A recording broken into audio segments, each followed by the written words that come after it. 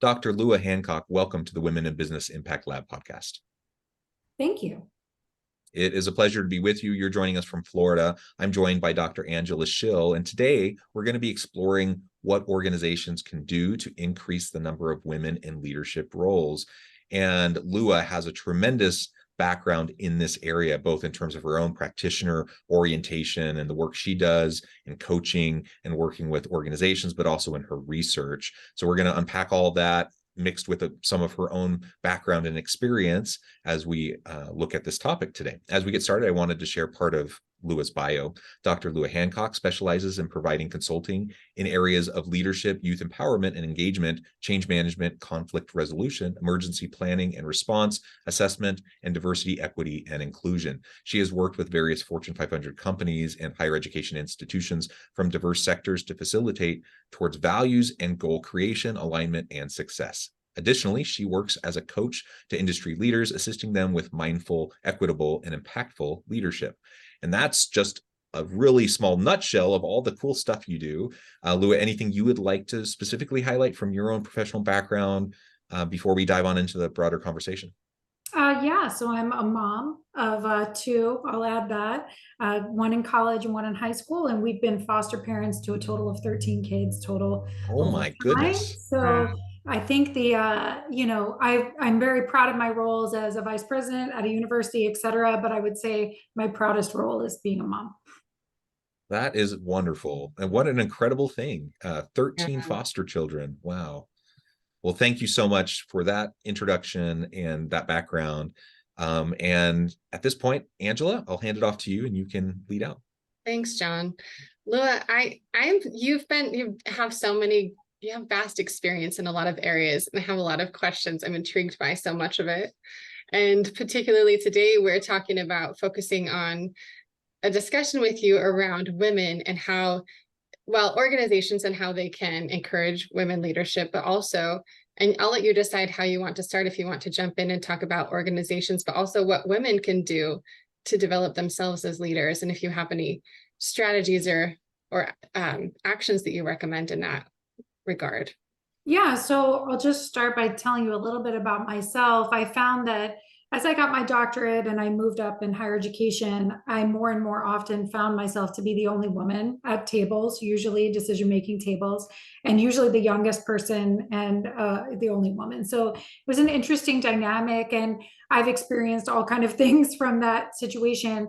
And it really made me wonder about women's leadership and how could we grow women's leadership.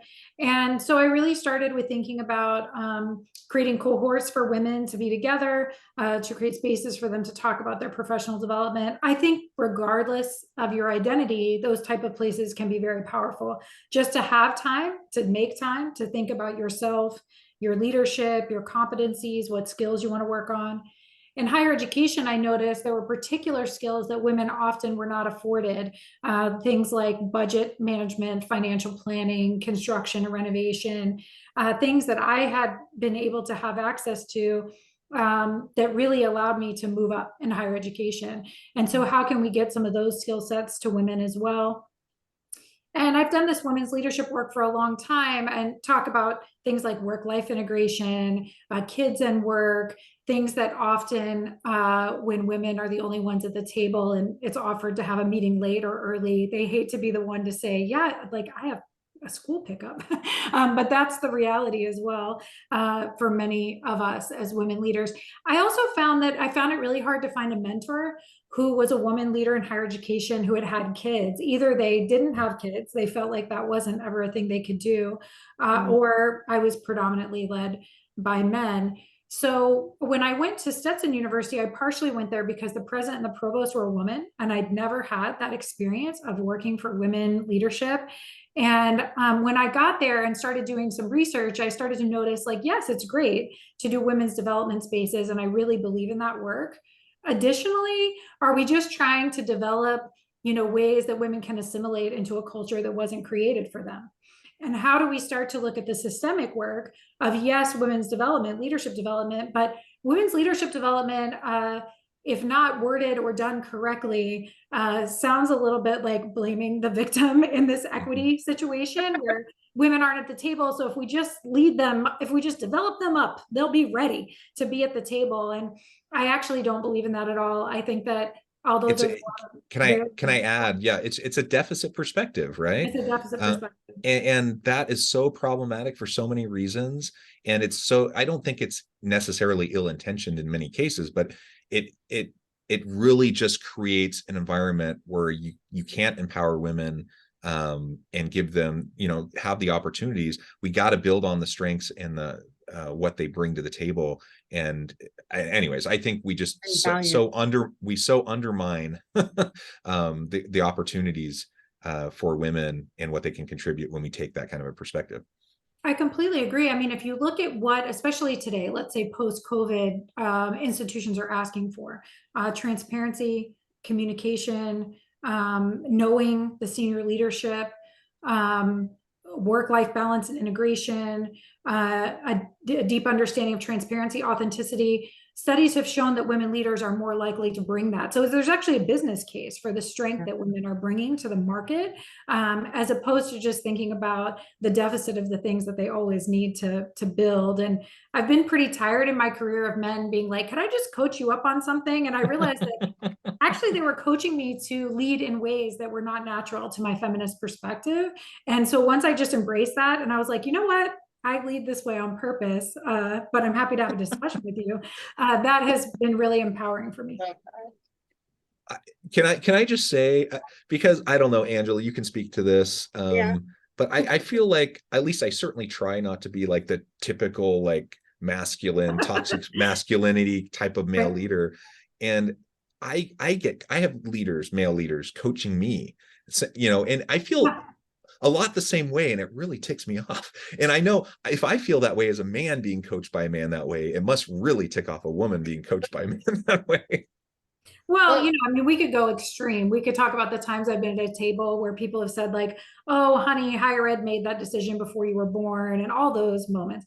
But I think most of them are unintentional, which is that the belief is that as you mature in your leadership style, you will get potentially more patriarchal or more separated between your life and work, or harder line about, and that just has not been what's worked for me. I have led teams that have had very, very high retention of staff, satisfaction of staff, goal attainment, and I believe it's because of my feminist leadership style. Yeah, and I think, I mean, just listening to this, I don't know that it's so much that women need training. I think that organizations need training. And so that's where my question is for you, in terms of what are some organizational structures and mechanisms that, I mean, you've mentioned studies, research that maybe supports this too, but what can organizations do to foster that shift in leadership? So not just trying to get women to match some patriarchal standard of leadership, but what can organizations do to appreciate the value of the kind of leadership that you've done that's been so successful? How can we integrate that and appreciate all forms of leadership that are effective? Yeah, well, I'll tell you where I realized how systemic it was, and then I'll give you some ideas of what we could do about it. I studied the 72 colleges and universities in the state of Florida, and I looked at their leadership boards, their cabinets, and I determined where were the sex differences in men and women, what roles were they playing. And one thing that I noticed, which is nationally a trend, and it is as well here in Florida, there's much more equity at community colleges and the college state system than there was in private schools. And I've worked in private schools my whole life. And so, for example, right now in the state of Florida is 9% women presidents in the state of Florida for private institutions. So I was like, how can community colleges do this? They have, and private schools can't. So there's something there. Then I also started reading about what's called the pipeline myth, which is this belief that there just aren't women in the pipeline, which is actually not true as well. In higher education, presidents these days predominantly come from the provost role, which is pretty gender equitable, actually, and from outside of higher education more often, which there's plenty of women leaders in the market as well. So once I got rid of kind of these myths then really it was the institution. What is the institution going to do about this? So the thing that I always recommend to institutions first is, do you even know your data? Do you know the gender equity and parity within your organizations? Or do you match what's happening in the market? And if you do, that's okay. Then let's strategize how to move on. So for example, I would be remiss if I didn't mention, like, So right now in higher education, for every white male dollar that's made, white women are making 81 cents on the dollar, even in the same positions. So there is a pay equity issue as well. And women of color are making 67 cents on the dollar. So the intersectionality issue is even worse. Men of color are making less than white women in higher education leadership as well. So there's lots of issues here. But to focus on the woman issue, like, do you even know your data? Is there salary equity based on position and market? Is there a difference in the ability for men and women faculty to get tenure and promotion? Is there a difference in the way that they're evaluated in the classroom by students? Is there built-in bias? And if there is, then how do we address it? But I can't tell you the amount of organizations I work with who don't even know their own data. So that's where we would start. That sounds, I mean, to me, thinking about that, that sounds overwhelming, but so necessary to know your own data, to know what's going on. Yeah, and the good thing is it wouldn't take 30 minutes for you to take your data and sort it in certain ways that you already have in your system. Yeah. And then if you decide that you're going to make a difference about it. So for example, if there's a woman president at an organization, the cabinet is much more likely to have pay equity.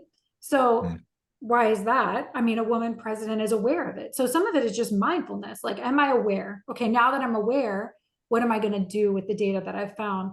One of the biggest things that I recommend is succession planning. Institutions overall are not great at succession planning. Succession planning can be an inclusion initiative. Plus, it's so smart for the organization. It's just an underutilized strategy. But we find that women are much less likely to get their first vice presidency at a different institution. Men can interview at a different institution, their first vice presidency, and be considered.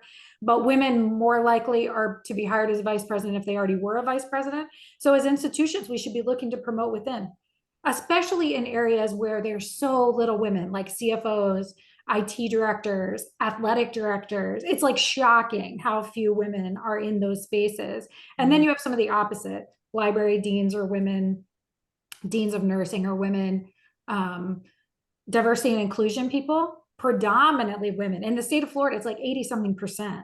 Wow. So how can we make sure that we're also giving access to all different types of areas, to that? And if you're going to train women on things like business and finance, which is fine, maybe we have some of those gaps. Are we also training men or full cabinets on things like conflict resolution, communication strategy? Could you imagine if we were like, we're going to have a men's leadership workshop and we're going to focus on relationship building, conflict resolution? Why not? Like, why would we not do that? But it sounds funny. Like, it sounds hilarious. Yeah. So I propose this to cabinets sometimes because you know what women want? They want to work on a joyful cabinet. If you ask them, they believe that they can still have joy and work. Whereas sometimes men will say, well, I kind of have to compromise because work is work. Women are like, no, I'm not going to compromise. So it's our responsibility to make joyful, collaborative workplaces, not places where people are going to eat each other. And then you tell women, well, you just have to get used to that if you're going to be in higher education. No, that's not true. It's our responsibility to create cultures that women want to be promoted within. I'm just imagining the room where you're recommending to the cabinet of like mostly men about going through these trainings. I'm just imagining their faces. I do it. How many would react to that, I do it. I said, and I tie it again back to the market. The students, faculty, and staff are asking for these type of organizations. So the best way to do it is to create a representative cabinet that looks like your student constituency. And students going to colleges are more diverse than they've ever been. And cabinets look about the same. So, and don't even get me started on boards. So that's one thing also, is looking at how do we create those cultures, so that people think like, man, I really do want to be an advancement. And then obviously people can nominate people. I think it's really important not just to mentor, but to full out nominate, to say, hey, this person would be great for this, and let me tell you why. And if we know that, for example, women are less likely to get hired at the cabinet level at another institution, then just as an equity imperative, it's our responsibility to nominate them more frequently. Just listening to you, I'm thinking about, I just heard someone talking about women needing mentors, but even more than that, sponsorship, and how the difference is you've got somebody speaking for you and you're not at the table. And I feel like that's what you're doing on this grand scale. What do you think about that? I have two questions. One about that sponsorship piece, but also how do you get that? I think part of that comes like the role of a sponsor is maybe, or the impact of that is shifting culture a little bit. And how do you talk to people who, if those, I won't bring boards up, but if you have these different leadership that you're speaking with and trying to help see this new way of how to operate, how do you get through? What are the steps? Is it just, showing them the numbers, showing them that this is a wise business decision, or sorry, that's a loaded question, but I think, yes, showing them that obviously in business, the WIFM, right? Like, what's in it for me? Like, why do they care? Why are they going to care about it? Besides just this kind of like human rights space or, civil activism space. So there is a business case. I would say also, though, it's been a bit disheartening. I have offered to universities to do this work pro bono. Like, I will come in and like work with you and think about what this women equity looks like.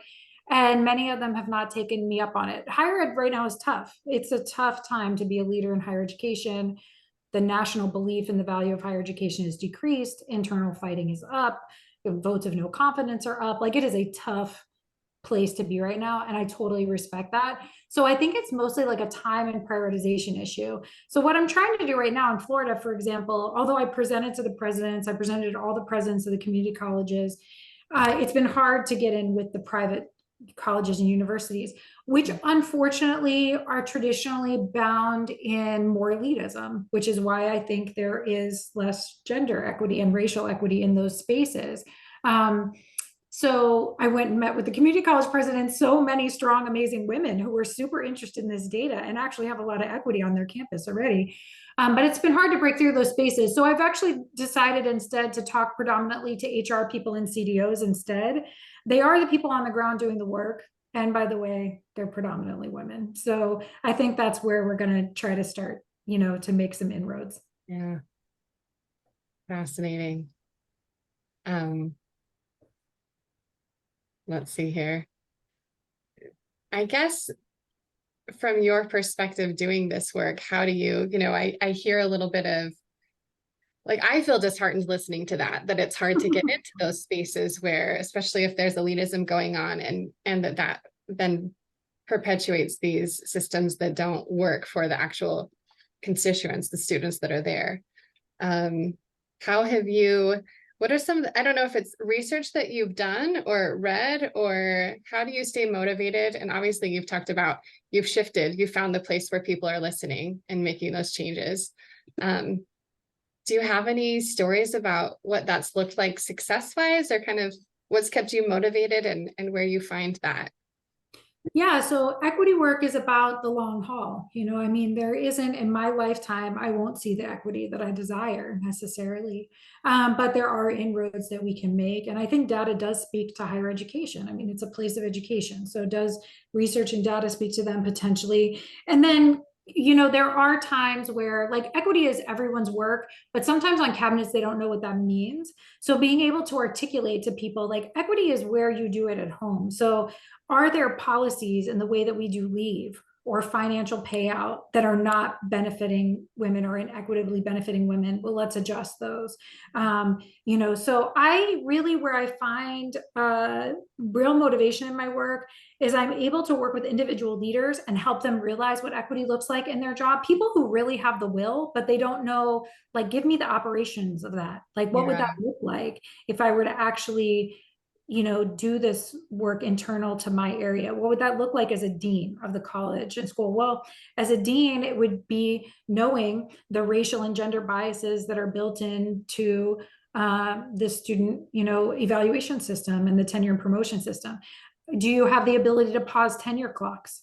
Pausing tenure clocks benefits women. It causes a level of equity. And it doesn't have to be that complicated of an issue, but as long as there is gender inequity in the way that we raise our children, then pausing tenure clocks and things like that are going to be beneficial in certain ways. So I'm motivated when I talk to people who are like, yeah, I want to do that more and more these days, although I do love to do the individual women's leadership work. And I love to coach women who underestimate their power and their choice, and just look at their stuff and remind them how good and how ready they are, and give them the language to talk to this.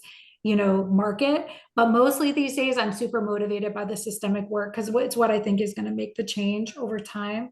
And I'm motivated by I raised boys in my own house who, I've been able to influence in certain ways to be aware of equity issues around them, which to me is extremely important because I am a mother of school children in Florida, where they have taken things out of the curriculum, where they have not allowed for certain rights for students. And they've literally removed, African American Studies AP courses and things. So I take a lot of pride in helping my students and my own kids to have raised awareness kind of what is happening in the world and then what they individually can do about it. Can I note a couple things? First, we're in Utah, and I often think things are a bit crazy here. And then I remind myself, oh, but at least we're not Florida. It's a crazy time, shall I just say? It's really a challenging time to be talking about these issues in any space, but particularly in a higher ed space. It's challenging. Now, you talked about the systemic work, and maybe to just term it a different way, we have the disparate treatment versus the disparate impact types of discrimination and equity issues that lots of people face, right? Different marginalized populations, women of color, women generally, right? And, a lot of times you bring up these types of issues and people will say, well, no, I'm not sexist. No, I'm not this or that or the other.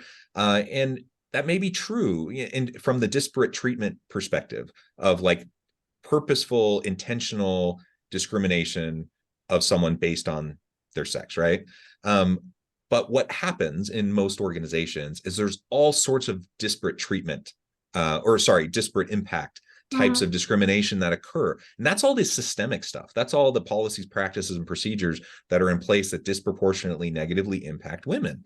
Right. And that's the stuff that has to be dismantled. And it's really hard, especially when you have people, especially men often, who, when these things come up, they say, well, no, I'm not sexist. No, that's not what we're doing here. But it requires you to be willing to take a step back and actually look at it with a different set of lenses, I think. Any thoughts on how we can help that systemic work along? And are there ways of framing it up that are going to be, I don't know, more palatable to men in power? Well, I do agree with you. I don't think the majority of people sitting in power are looking to create inequitable systems or be biased against anybody. That has not been my experience. I think that though, when you look at your data, it will tell you specific things. And this is student data as well. I mean, of course, you're trying to create a system where all students feel like they belong, and then you pull the data and certain groups don't feel that way. That's disheartening. I mean, when you've done this as your work, you feel, so I'm trying to meet leaders right where they are. There's no judgment zone, but it is interesting. I don't want this to be the motivator, but I think right now there's also a risk mitigation motivator happening in higher education. There's been some of these kind of class action level lawsuits by groups of faculty and staff, women at institutions recently, who have said, listen, we've been bringing up gender equity pay for 20 years and it hasn't changed. I don't want to sue my own institution, but what am I going to do? And I feel for those leaders. Do I think that president or board is sitting there saying oh, let's have, let's pay women? No, but they're also not paying attention enough, like you said, to all of these factors and levers that they can adjust. And it takes really smart work, and it takes teams of work. It takes HR professionals, inclusion professionals, and faculty leadership professionals sitting around in a non as much as possible emotional way. So you got to do your own work. You got to do your own inclusion work to figure out, why is all this stuff making me feel a certain type of way? And then to say, okay, what would it be like if we moved this one measure over time? What would it take? And could we do that over a 6-month period? So one of the things I think that we can do as leaders is really help the institution break it down and make it feel manageable. That's really, and create goals that they're really, really proud of, that they can say, yeah, we could do these little few things over time. Most of it's awareness. I think in our own journey and in university journeys, it's just awareness. Are we even aware of what's happening? And then what one step would we take today to be able to make a small change? I do talk to boards, though. When I do talk to them, I do talk to them about the risk issue. There is a real risk issue. And you don't want to set yourself up for that, to be known as the place that's not equitable or whatever. Instead, just do your due diligence in advance. Can I also ask about doing the real work versus the performative work? So like most organizations, most institutions nowadays have a chief diversity officer or whatever term they use for that position. We do it at our university as well. We have a very robust inclusion plan, a university-wide inclusion plan. Last time I looked, I think it had like 80 different categories with subpoints and like objectives and like very, very thorough, right? So that's all wonderful. And I'm all for aspirational goals and I'm all for reaching for the stars. But then there's also this, this point where people are looking at that and they're a little disillusioned and they're thinking, okay, we have this document. Okay, we have this person who's in this position, but what's really happening? What changes are actually happening? And do we see any movement? And that's where it's a much bigger question, right? And so I want aspirational goals. I want to we got to start somewhere. And so I want to start the process of doing a little bit to make things better. But how do you also do that while also not just coming across as just it's a PR thing or it's a performative action? Yeah, absolutely. Well, yeah, I mean, there's been studies on the real impacts of CDOs. Man, I mean, what a tough job right now again. And in higher education, people have been changing their titles. And I mean, here in Florida, like I said, it's a mess. I guess so I'll give you a story here that was really impactful to me. So the day after the last presidential election, and regardless how you feel about the outcome, when Trump was elected, I had faculty and staff come in my office and say, like, what do? I don't agree with some of what's happening in our nation, but I don't know what I'm supposed to do about it. Should I advise a club or organization in the Multicultural Student Council, or should I do like GLBT work? And I was like, I don't know. Do you have any experience with that? Like, I'm not sure. But what I think the best thing they can do is to go home and do the quiet, hard inclusion work themselves. If you're a chemistry faculty member, what does that look like to make sure that there is equity and access and ability to graduate for the students who are in your program right now? What does that mean for the faculty who are in your program, for the curriculum design, for the authors that you're choosing to use and highlight, for your own knowledge, for your own networks, for how diverse your networks are? When we hire, part of the reason why we hire people who look like us is totally unintentional. It's because I post on my Facebook. And if my Facebook is predominantly people who look like me, then that's who are going to know about the job. So it's my responsibility to professionally diversify my network. And this doesn't have to be billboard work. This is like, I'm going to go home and do the daily work to try to bring equitable leadership, inclusive leadership into my job. And that's where I think we actually make the most change. It's not someone else's job. It's not the CDO's job. Now, the cabinet has to do some things systemically, but where I found the work happen is the lone chemistry chair sitting in their office, looking at the data, figuring out how, if we have expanded access to students nationally, which we have, and faculty and staff have gotten more diverse, which is great. I'm proud of this country that there's more students with accessibility, potentially issues historically who are on campuses. There's more first generation college students. There's more women. There's more students of color. What we haven't quite figured out is how to translate that into an end success goal. Like access is happening, which is great, but then what do we do with that? And that is individual people in their departments doing non-sexy, hard work to just try to move it. That's what I think is going to really make the difference, honestly, in this work, is making it a part of what we do. Not something I have to talk about or whatever, but just my responsible job, like just how I do my work. Embedding it into everything we do. Yeah. Well, Lua, this has just been a great conversation. I know the time, we're going to have to let you go here in a minute, but before we wrap things up, I just wanted to give you a chance to share with the audience how they can connect with you, find out more about the good work that you're doing, and then give us a final word on the topic for today. Sure. So I'm easy to find on LinkedIn, Lua Hancock. There aren't a lot of us, so I'm easy to find. And my website is luacoach.com, LUACOACH. So feel free to access me there, and I'm happy to do a free first-time coaching conversation and evaluation with anybody. I would say that I think that if you are someone who's listening to this, who's in a position of power, look at your data, but also just sit down and have genuine conversations. What does it feel like for other people in your organization? What's happening? And how do we create the time? The inertia of our day as leaders, the inertia of our life is not going to create time for us for the big work like this. So how do we create time and begin to look at it systemically? I believe that we have all the tools intellectually, spiritually, all of our capacities as leaders to make this happen. It's just a matter of prioritization, sitting above it and saying, yeah, this is something I really want to do.